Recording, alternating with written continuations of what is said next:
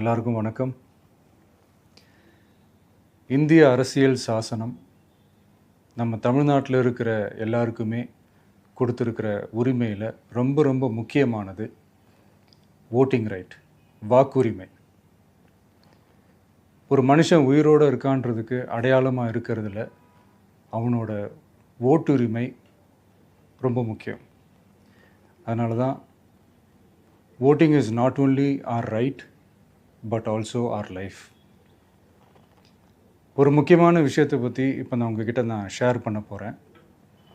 இது நான் ஃபஸ்ட்டு கேள்விப்பட்ட உடனே எனக்கே ரொம்ப ஷாக்கிங்காக தான் இருந்தது. இப்போ நான் பேசிகிட்டு இருக்கிற இந்த நேரத்தில் தமிழ்நாட்டில் இருக்கிற நம்ம யாருக்குமே ஓட்டு போடுற உரிமையே இல்லைன்னு சொன்னால் நம்புவீங்களா? நான் நீங்கள் உட்பட யாருக்குமே அது இல்லை. நான் பயமுறுத்துறேன்னு நினைக்காதீங்க, அதுதான் நிஜமும் கூட. கொஞ்சம் ஏமாந்தால் நம்மளை மாதிரியே இன்னும் லட்சக்கணக்கான பேருக்கும் இதே நிலைமை தான்.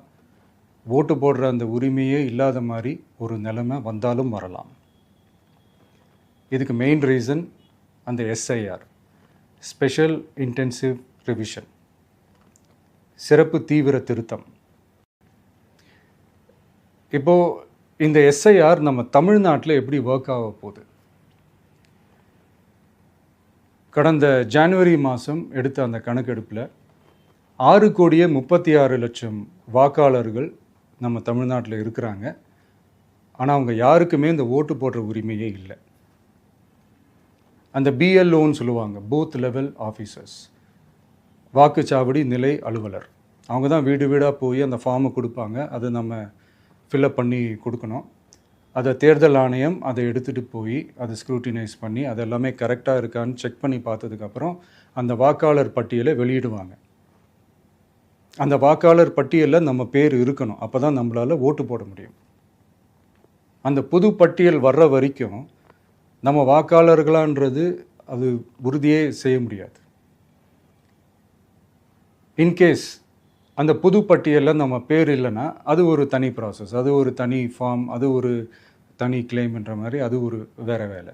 ஸோ இந்த மாதிரி நிறையா சிரமங்கள் குழப்பங்கள் இருக்கிறதுனால மக்களுக்கு இது மேலே ஒரு கன்ஃபியூஷன் ஒன்று இருக்குது. இது என்ன வெரிஃபிகேஷனா இல்லை ஒரு மறைமுக ரீரெஜிஸ்ட்ரேஷனா இல்லை இது ஒரு நியூ ரெஜிஸ்ட்ரேஷன் மாதிரியே தானா அப்படின்ற மாதிரி நிறைய கன்ஃபியூஷன் இருக்குது. அவங்க செய்ய வேண்டியதெல்லாம் ஒன்று தான். இந்த மாதிரி வீடு வீடாக போய் அந்த என்யூமரேஷன் ஃபார்ம் நம்ம ஃபில்அப் பண்ணி கொடுக்கும்போது அதுக்கான அக்னாலேஜ்மெண்ட்டை அந்த பிஎல்ஓ அந்த ஆஃபீஸர்கிட்ட இருந்து நீங்கள் வாங்கிக்கணும். அது ரொம்ப ரொம்ப முக்கியம். இது நான் சொல்கிறது வாக்காளர் பட்டியலில் ஆல்ரெடி உங்கள் பேர் இருக்கிறவங்களுக்கு நான் சொல்கிறேன். இப்போ புது வாக்காளர்கள், ஃபஸ்ட் டைம் ஓட்டர்ஸ், அவங்களுக்கு ஃபார்ம் 6ன்னு ஒன்று இருக்குது. அதை நீங்கள் ஃபில்அப் பண்ணி நீங்கள் உங்கள் ஏரியாவில் இருக்கிற சம்மந்தப்பட்ட அந்த உங்கள் அலுவலகத்தில் நீங்கள் டைரெக்டாகவும் சப்மிட் பண்ணலாம், இல்லை நீங்கள் ஆன்லைன்லேயும் சப்மிட் பண்ணலாம். அப்படி ஆன்லைனில் நீங்கள் சப்மிட் பண்ணிங்கன்னா அதுக்கான ஸ்க்ரீன்ஷாட் எடுத்து வச்சுக்கோங்க. ஃபோனில் மெசேஜ் வரும், அதை சேவ் பண்ணி வச்சுக்கோங்க. அப்ராடில் இருக்கிறவங்க கூட அந்த எஸ்ஏஆர் ஃபார்மை டவுன்லோட் பண்ணி நீங்கள் அதை ஃபில்அப் பண்ணி சப்மிட் பண்ணலாம். அதுக்கான அக்னாலேஜ்மெண்ட்டை வாங்கி வச்சுக்கோங்க. ரொம்ப முக்கியமாக உங்களோட பிஎல்ஓ அந்த ஆஃபீஸர் யாருன்னு தெரிஞ்சு வச்சுக்கோங்க.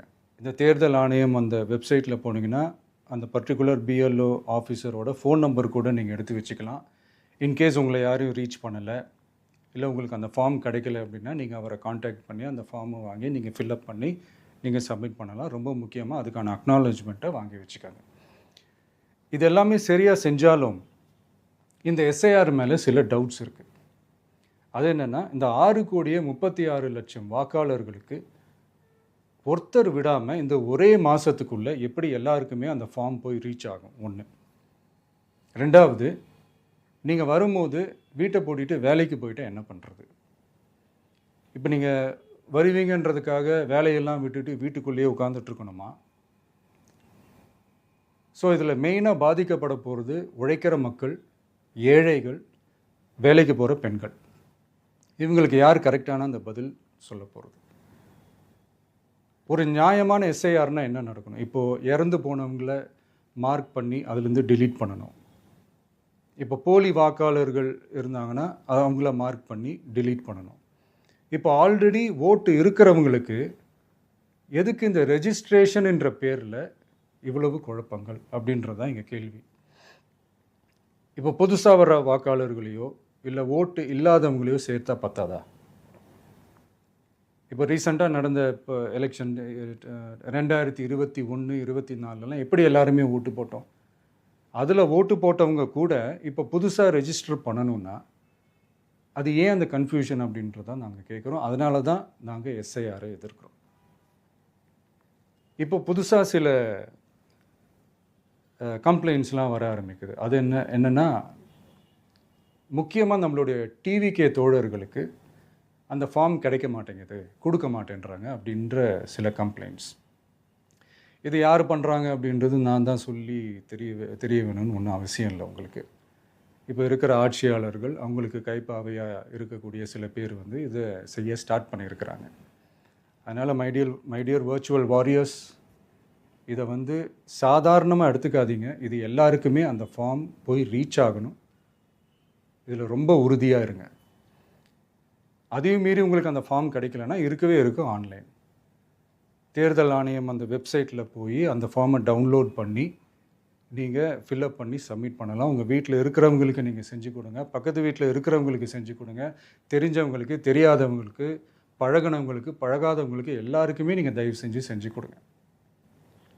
அண்ட் ரொம்ப முக்கியமாக நம்ம ஜென்சி கிட்ஸ், நம்ம ஃபஸ்ட் டைம் ஓட்டர்ஸ், நம்ம புது வாக்காளர்கள், நம்ம நண்பா நண்பிகள், அவங்க ரொம்ப கேர்ஃபுல்லாக இருக்கணும்.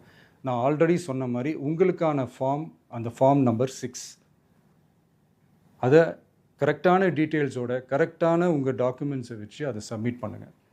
ஏன்னா வரப்போகிற தேர்தலில் நீங்கள் தான், அந்த ஜென்சி வாக்காளர்கள் தான் மிக முக்கியமான ஒரு ஃபோர்ஸ் அப்படின்றது எல்லாருக்குமே தெரிஞ்ச ஒரு விஷயம்.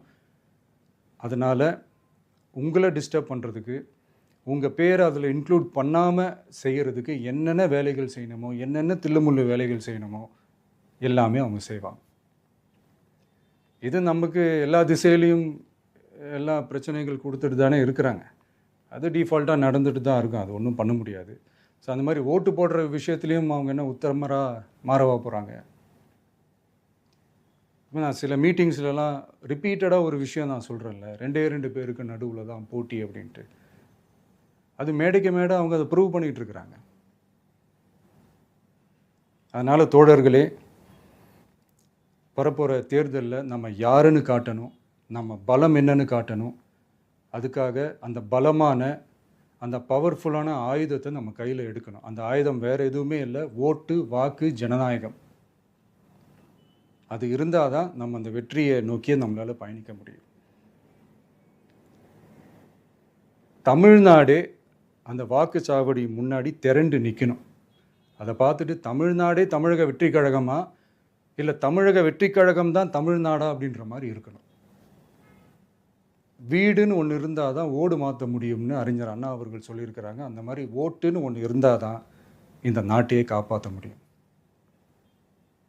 அப்புறம் இன்னொரு முக்கியமான விஷயம், அந்த எனிமரேஷன் ஃபார்ம் நீங்கள் ஆன்லைனில் நீங்கள் ஃபில்அப் பண்ணும்போது அதில் ஒரு சில ப்ராப்ளம்ஸ் வர்றதுக்கு வாய்ப்பு இருக்குது. அது உங்களுடைய ஓட்டர் ஐடியில் இருக்கிற உங்கள் பேரும் ஆதார் கார்டில் இருக்கிற பேரும் அந்த ஸ்பெல்லிங், இனிஷியல்ஸ் எல்லாமே ஒரே மாதிரி இருந்தால் தான் அது அக்செப்ட் ஆகும், இல்லைன்னா அக்செப்ட் ஆகாது. அது கொஞ்சம் கேர்ஃபுல்லாக பண்ணுங்கள். அது கொஞ்சம் யூசர் ஃப்ரெண்ட்லியாக இருக்கலாமேன்னு கேட்டதுக்கு அதெல்லாம் முடியாது, அதுக்கெலாம் வாய்ப்பு இல்லை, அதுக்கெலாம் ஆளுங்க இல்லை, பண்ண முடியாதுன்னு ரிப்ளை பண்ணிட்டாங்க. ஸோ அதனால் மைடியர் டிவிகே தோழர்களே, மைடியர் ஜென்சி படை பலமே, உஷாராக இருங்க, கான்ஃபிடெண்ட்டாக இருங்க, நல்லதே நடக்கும், வெற்றி நிச்சயம். மீண்டும் சந்திக்கும் வரை நன்றி, வணக்கம்.